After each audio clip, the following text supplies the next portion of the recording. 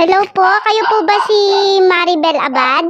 Inutusan po ako ni Roskin na ipaabot sa inyo yung tulong na gusto niyang ibigay. Nabalitaan po niya yung problema daw po ninyo para sa operasyon. Ano po bang nangyari? Ano po ba ang sakit ninyo? Nagkaroon po ako ng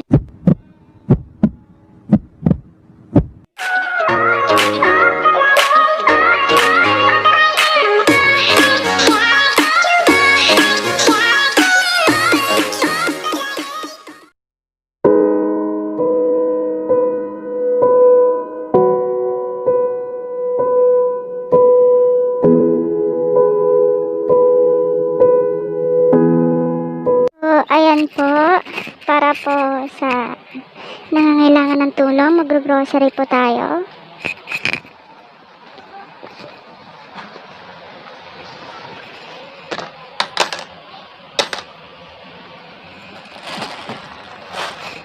Ayan. Para po sa tulong na galing po kay Roskin.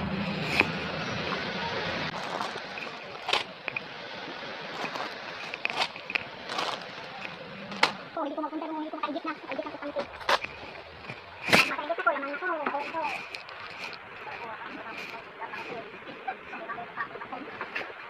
Tapos na po ang first batch ng pamamalengke para sa tulong para kay Maribel Abad. Galing kay Roskin.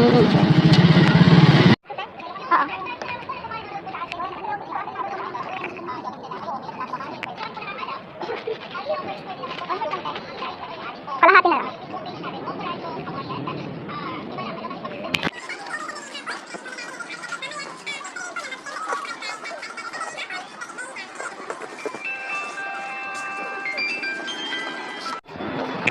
Second batch, prutas.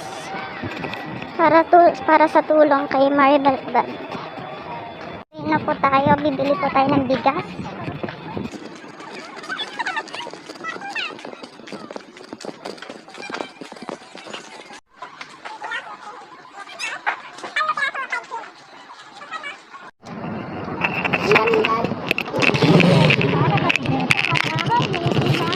Ayan na po, nakabili na po tayo ng third batch bigas. Ay, nakakapagod pero worth it naman kasi makakatulong po tayo sa nangangailangan. Galing po kay Roskin Sanchez. Ngayon bibili po tayo ng tinapay. Ay.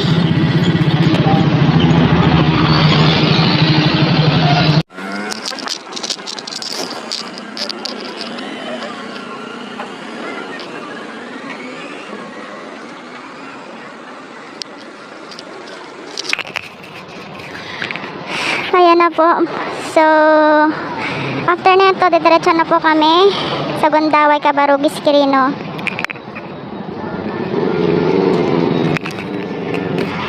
Update ko po kayo mamaya.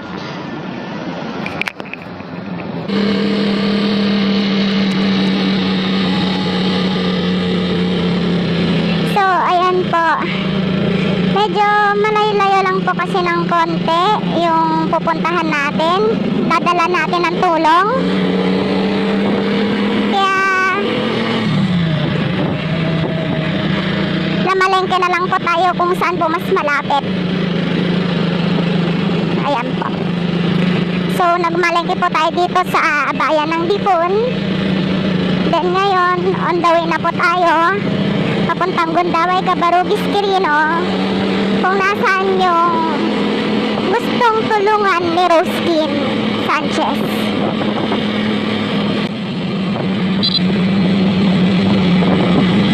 So, ayan na po guys. Madadaanan po natin yung Ganano Bridge. Yung isa po sa mga tourist spot sa Quirino po, ang Nagbukel. Ayan po ang Nagbukel. Ayan, yung para po siyang bundok. Yan po ang isa sa mga tourist spot ng Quirino. At madadaanan po natin ang Bukuhan. Yan. Yan.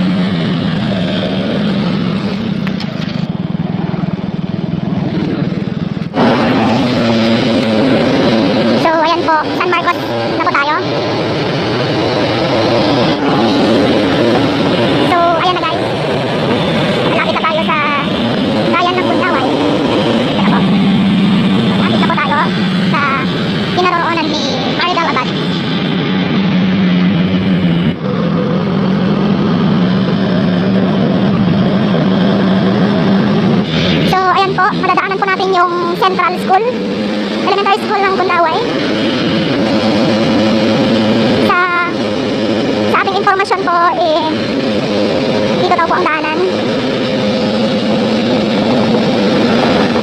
So, ayan na po.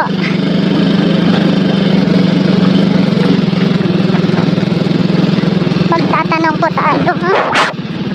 Dahil dito po sinabing daanan.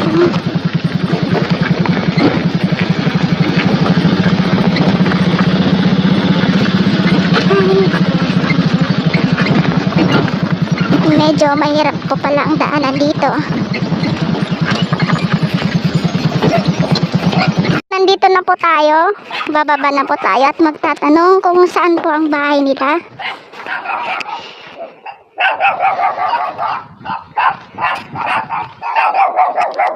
Ading, pwedeng magtanong? Ano po yan? Saan dito ang bahay ni Maribel Abad? Doon po, ano po. Ha? Doon po sa pangatlong bahay. Mama ko po yun. Ay, mama mo? Pwede po ba kaming samahan sa kanya? Pero bago yan, ibaba muna natin yung mga grocery na pinapaabot ni Rose Kim. Ayun.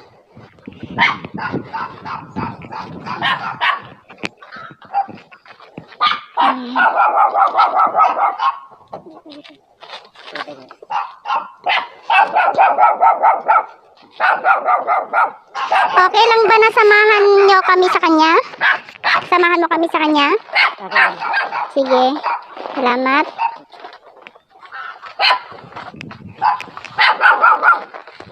Sige, mauna ka.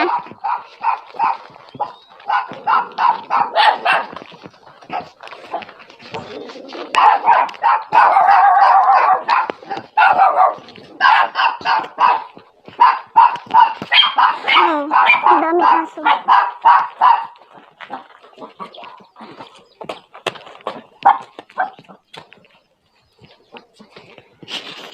Dito po nakatira si Maribel. Maribel Abad. Sige po, pasok po kayo.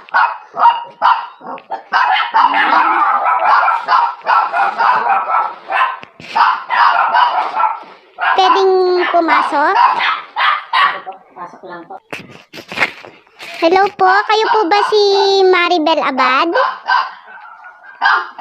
Opo, bakit po?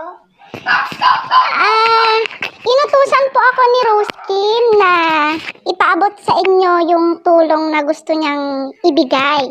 Ayan po, may mga grocery po at bigas. At nabalitaan po niya yung problema daw po ninyo para sa operasyon. Ano po bang nangyari? Ano po ba ang sakit ninyo? Nagkaroon po ako ng gallstone. So, wala po siyang ibang nais kundi ang makatulong po. Kaya, bukod po sa mga binigay niyang yan, ay meron pa pong cash. Abutin niyo po ito para sa operasyon niyo po. Maaari niyo pong buksan yan at i-check niyo po kung ano pong nilalaman.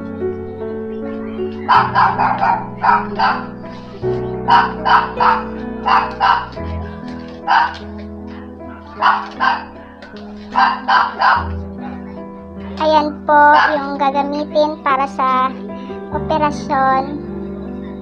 Ano pong masasabi niyo po? Masasabi ko lang po sa Rose Kim. Salamat. Ano pong masasabi niyo pa po para kay Rose Kim po? Ang masasabi ko lang po kay Rose Kim, maraming salamat sa mga groceries na binigay sa akin.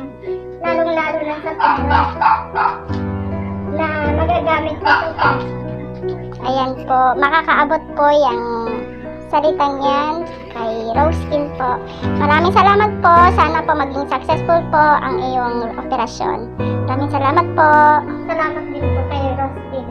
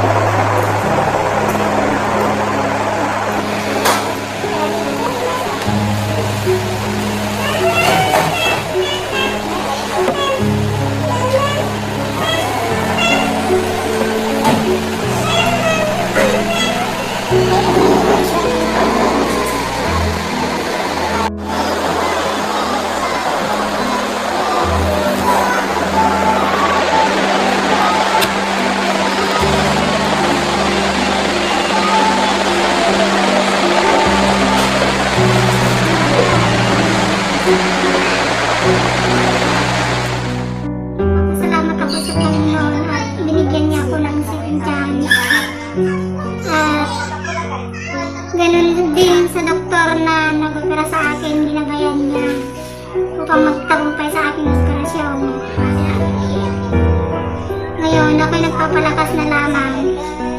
At nagpapasalamat din ako kay Rosken